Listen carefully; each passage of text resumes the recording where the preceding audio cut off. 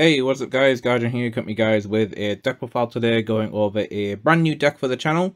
Today we're going to be going over my Zedhlans deck, which I actually picked this up when Triple Drive Booster came out, but didn't really feel like profiling it, to be honest. So it wasn't until now where we actually got some new cards, some DivineZ Set 3, which work really well in the deck, and yeah, I felt like profiling it now, so let's get into it.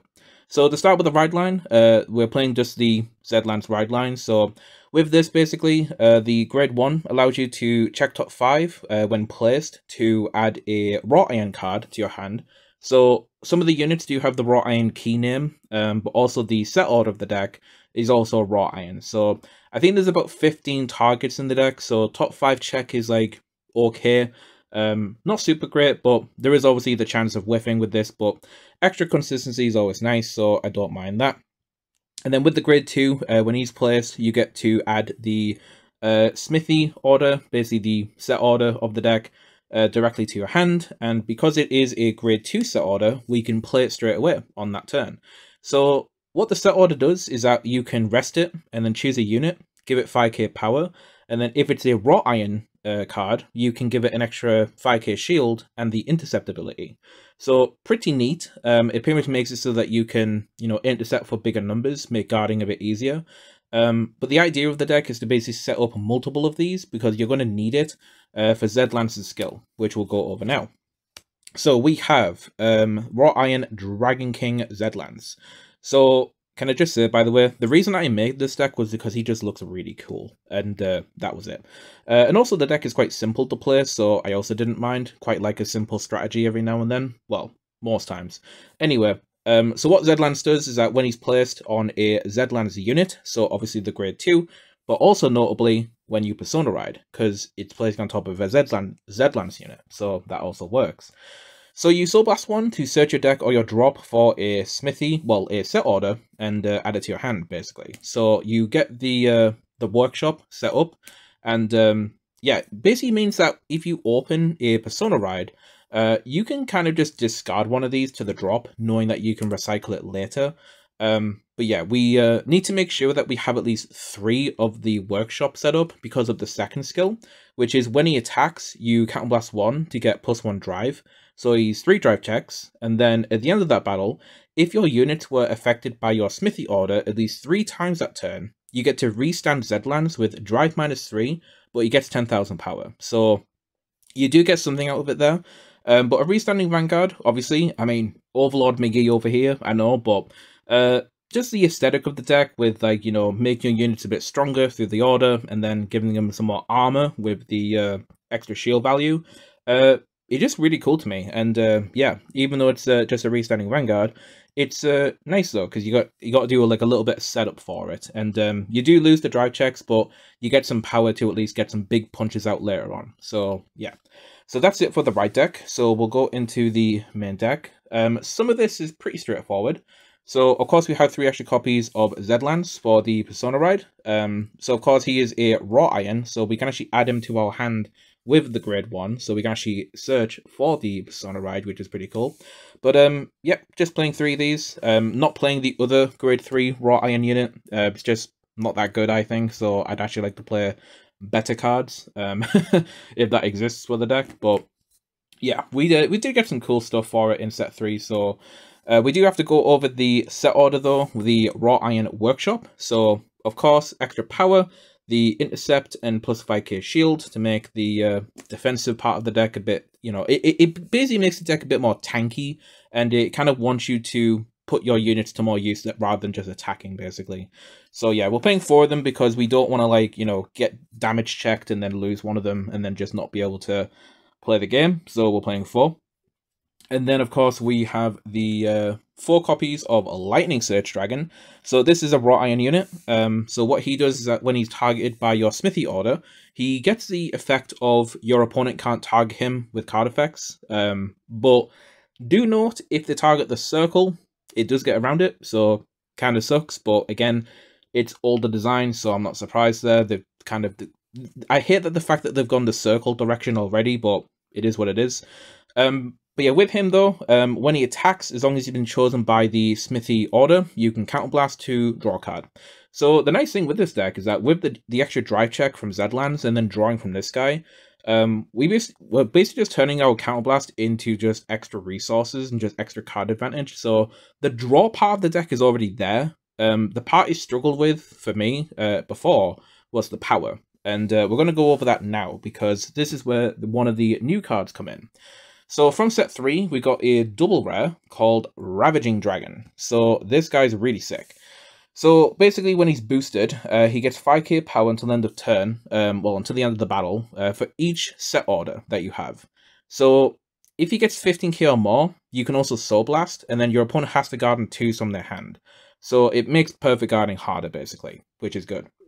But yeah, the issue this deck had was power, but the fact that he just generates it by having the set orders there is just great. And obviously it is when he's boosted, but baseline he's going to be like 20, 25, and then with the boost 33, and then we're not even taking the mind like Persona Ride power from the workshop as well. Like this guy can just be a really big bungus and just helps close games out. So I wanted to play 4 of him. I thought about playing 3, but with us not being able to recycle him in the deck, I wanted to make sure I have him at all times and, you know, bashing face as much as I can, basically. So yeah, playing 4 copies of the Ravaging Dragon. Really, really cool card. Now, next, this is the quote-unquote expensive part of the deck, even though the deck is pretty budget outside of this. But yeah, we're playing 4 Falheart because we just don't utilize energy in this deck, and this guy's pretty cool because it helps us dig towards more pieces when we discard off a ride deck, but then also it can resurrect grade 1s from the drop, which is pretty good for this because our countercharger retires itself in order to get the countercharge. So in late stages of the game, in case we fear getting damage denied, we can always just use energy for this guy and then bring the grade 1 back and then just have a way to get that countercharge, which is just really, really nice. And just it's just reassuring to know that the Zedhlans effect can still go off more controllably, basically. So yeah, playing 4 copies of the Falheart. If you want a budget option for this, by the way, I'd probably replace it for like Brachio, the grade 2 dinosaur looking thing. Because that draws cards, it spot removes, it's like fine. It is an on hit, and you can use it for like early game rush, I suppose, so that's okay, but I decided to go for the Falheart, obviously, because, well, I have it, you know, so yeah. And then the last grade 2 that I'm playing is 2 copies of this really fun card, Defensive Raw. So this is a blitz order that basically says a guardian that you're guarding with gets 10,000 more shield, and it gains the ability of when it gets retired from the guardian circle, it goes back to your hand instead. So this is really funny because you could guard with something like the OT, for example, and then it goes back to your hand after guarding with it, and then you can guard with it again. But then there's also just really cool interactions, like with the Falheart, for example, you could guard with this, draw a card from its skill, and then it'll bounce back to hand, and then you could guard another attack with him, and then as long as you got the resource, you'll get another draw. So, yeah. Now, of course, the main thing with this card that I wanted to put it in for was that when we're powering up the raw iron units to get the shield value higher, we want to intercept with them, but then we also kind of want to keep the bodies. So being able to intercept with them and then power their shield up even further with this, but then also holding onto the body for the follow-up turn, I think is really cool. So that's another application to the defending raw that I wanted to put in for this deck, was that it encourages us to intercept and, you know, kill our units, but at the same time we get to recover them, basically. So yeah, and I felt like 2 was a good amount because playing 1 of this just kind of felt gimmicky and you're just not going to see it when you want to, but at least 2 you've got a good enough chance to see it and apply it in the right situation. So yeah, playing 2 copies of Defensive Raw. Now, for the grade 1s, we of course have our countercharger for the deck, which is a raw iron unit.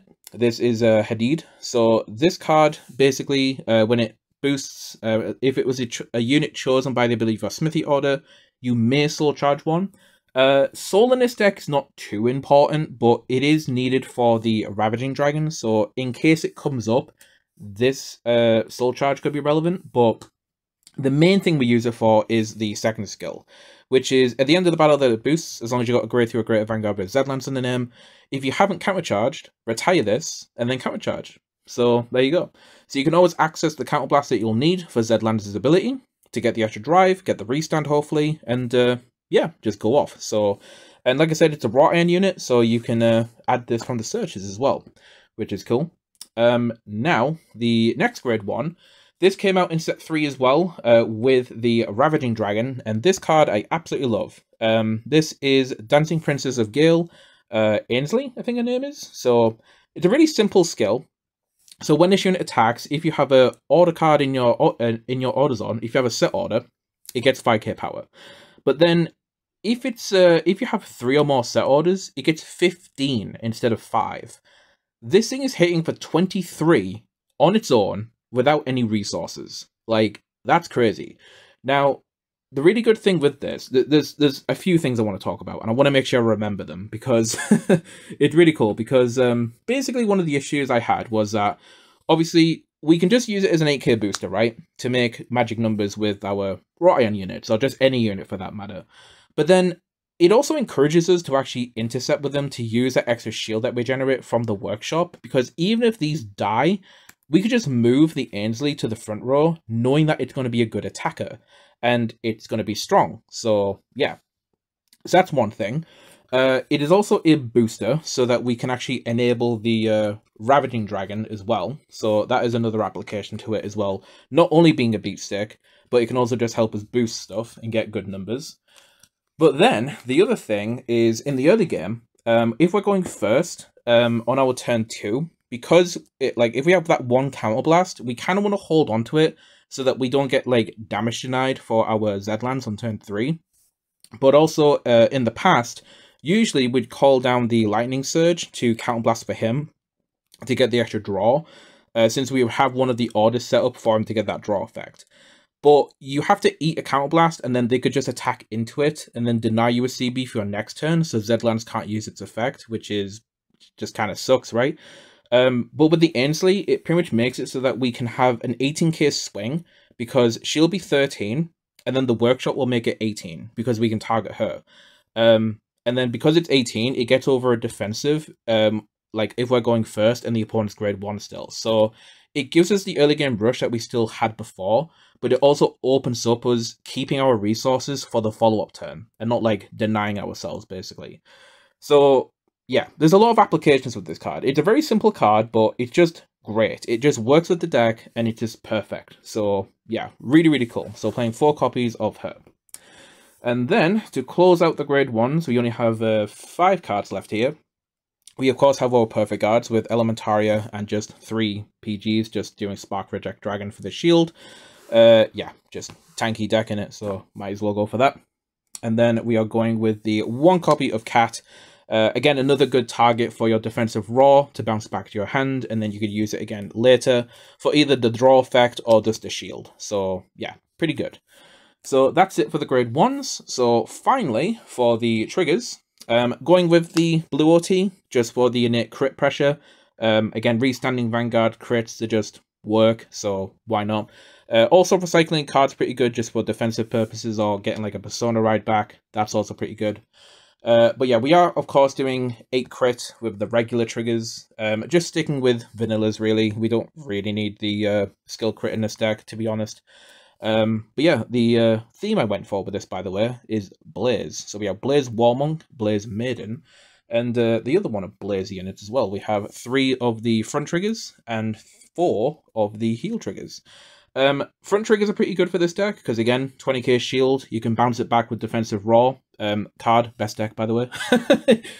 Best card for the deck, defensive raw. I love that card and the gimmicks that it has, but yeah, front triggers are just good because you're typically going to be attacking with the Vanguard first, and then your rear guard columns will be big enough anyway to get over 1 defensive, and then you just want to make them bigger, essentially. So the front triggers work, and like I said, the defensive value of this is just good as well. So yep, and then of course the 4 heals, which is typical for any deck. So that's that.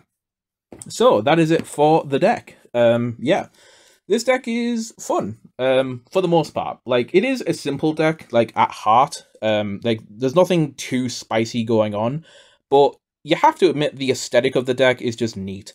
I like the workshop aesthetic with like the armor getting ting-tinged and, you know, getting more shield, intercepting with them, having like power gains as well, thankfully. That was mainly due to the support from set 3, because before those cards, the Ravaging Dragon and the Isley, this deck didn't really hit hard enough, but now it feels like it has closing potential and it can actually like take a game maybe. But yeah, the main reason I built this stuff was because I just thought Zedhlans looked cool. And yeah, I hope this guy will get some more support in the future, but hey, I'll take the set 3 stuff. That's fine with me. I'm happy with that. So yeah, I hope you guys enjoyed the video. Something a bit different for the channel, but yeah, stay tuned. I'll have a few more decks to profile later in the future. Thinking about what I want to do next, but we'll see. But yeah, hope you guys enjoyed. So the deck log will be in the description as always, and this is Guardian, signing out.